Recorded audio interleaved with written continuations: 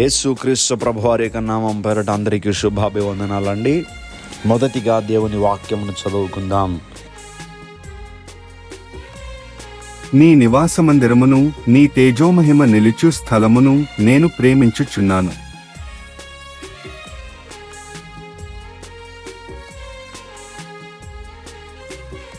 దేవుని యొక్క వాక్యము దీవించబడును గాక. దయచేసి ప్రార్థన చేసుకుందాం.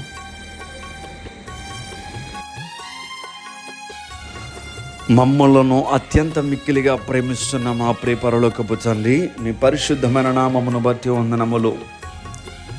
మరొక రోజును మాకు దయచేశారు. గడిచిన రాత్రికాల సమయము చక్కటి నిద్ర దయచేసి మీ కాపుదలను అనుగ్రహించినందుకు వందనములు. ఈరోజు నీ బిడ్డలు వారు దినచర్యను ప్రారంభిస్తూ ఉంటుండగా మీ బిడ్డలకు మీ సహాయము దయచేయండి. విదేశాల్లో ఉన్నటువంటి బిడ్డల కొరకు ప్రార్థన చేస్తూ ఉన్నాం ప్రభువా, వారికి చక్కటి ఆరోగ్యములు దయచేయండి.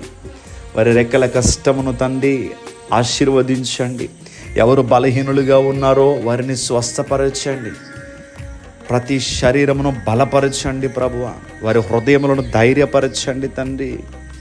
వారి కుటుంబ పరిస్థితులు మార్చండి తండ్రి. ఈరోజు ఈ ప్రార్థనలో ఏకీభవించిన ప్రతి బిడ్డను కూడా పేరు పేరున మీరు జ్ఞాపకము చేసుకుని వారిని దీవించండి. ఈ పరిశుద్ధ దినమును ప్రభువా మేము ఆచరించబోతూ ఉంటుండగా మేమందరము కలిసి మీ సన్నిధిలో ఆనందించాలి ప్రభువా.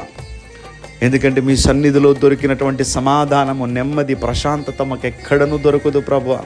ఈరోజు మేము ఏకీభవించి మిమ్మల్ని మహిమపరుస్తూ ఉంటుండగా మీ పరలోకపు సన్నిధి మా మధ్యకు దిగి రావాలి ప్రభువా.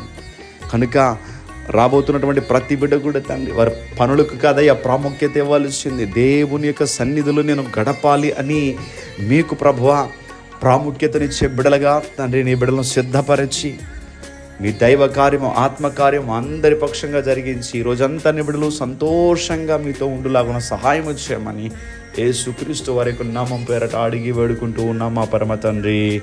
Amen, amen, amen.